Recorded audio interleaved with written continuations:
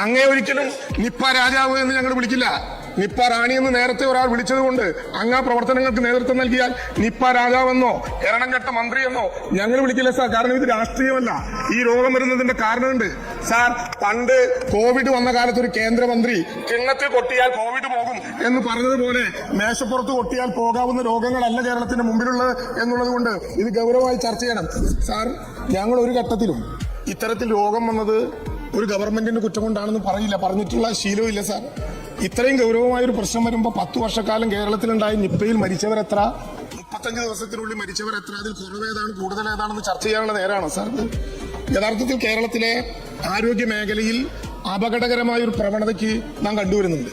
അതിനെ നേരിടാനുള്ള മാർഗം എന്താണെന്ന് സാർ, പ്രധാനമായിട്ടും നമുക്ക് എല്ലാവർക്കും അറിയാവുന്നതുപോലെ കേരളത്തിന്റെ ജനസാന്ദ്രതയും പശ്ചിമഘട്ടം ഉൾപ്പെടെ പെടുന്ന സ്ഥലത്തെ കാലാവസ്ഥയുടെ വ്യതിയാനവും കൊണ്ട് ഇപ്പൊ വന്നിട്ടുള്ള രോഗങ്ങളെല്ലാം ഫംഗസ്, വൈറസ്, ബാക്ടീരിയ തുടങ്ങിയവയുടെ പ്രവർത്തന ഫലമാണ് എന്നുള്ളത് കൊണ്ട് നേരത്തെ ബഹുമാനപ്പെട്ട മന്ത്രി പറഞ്ഞതുപോലെ അതിനെ എങ്ങനെ തടയാമെന്നുള്ള കാര്യത്തിലല്ലേ സാർ നമ്മൾ ഗൗരവമായി ഒരു പരിശോധന നടത്തേണ്ടത്.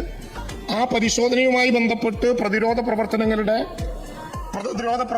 സമ്പൂർണ്ണമായി കേരളത്തിൽ പരാജയപ്പെട്ടു എന്നുള്ളതാണ് സാർ യാഥാർത്ഥ്യം. നേരത്തെ പറഞ്ഞതുപോലെ ഫെബ്രുവരി മാസത്തിൽ അന്നത്തെ മുഖ്യമന്ത്രിയുടെ നേതൃത്വത്തിൽ ചീഫ് സെക്രട്ടറിയും വകുപ്പ് മേധാവികളും ഞങ്ങൾ മന്ത്രിമാരും പങ്കെടുത്തുകൊണ്ട് വളരെ വിശദമായ ചർച്ച നടത്തി ഈ ഘട്ടത്തിൽ എങ്ങനെ മുന്നോട്ട് പോകണം എന്ന് ആലോചിച്ചല്ലേ സാർ.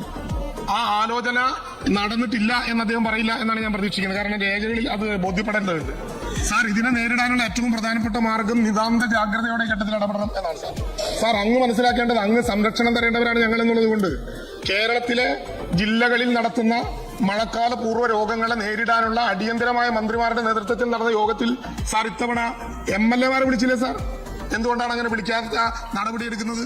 ഞാൻ എന്റെ ജില്ലയിലെ ചുമതലക്കാരനായ മന്ത്രിയോട് പരാതി പറഞ്ഞു. ഞങ്ങൾ ഇടതുപക്ഷ MLA-മാർ മാത്രമല്ല, പ്രതിപക്ഷ MLA-മാർ മാത്രമല്ല, ഈ പ്രവർത്തനങ്ങളോട് സഹകരിക്കേണ്ട 102 മന്ത്രിമാർ കഴിച്ച പ്രവർത്തന രംഗത്ത് ഉള്ള ഭരണകക്ഷി MLA-മാർ കൂടിയില്ലേ സാർ?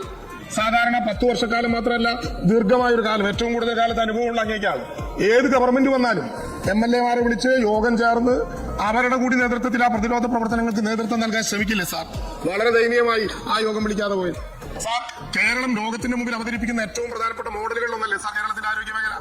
ആ ആരോഗ്യമേഖലയിൽ ഇത്രയും ഗൗരവമായ ഒരു പ്രശ്നം വന്നാൽ ആരോഗ്യമന്ത്രിയല്ല, DHS മുതൽ പൊതു ആരോഗ്യ വിദഗ്ധന്റെ മേധാവി മുതൽ ശുചീകരണ തൊഴിലാളി വരെ ഒരു മനസ്സായിരിക്കണ്ടേ സാർ?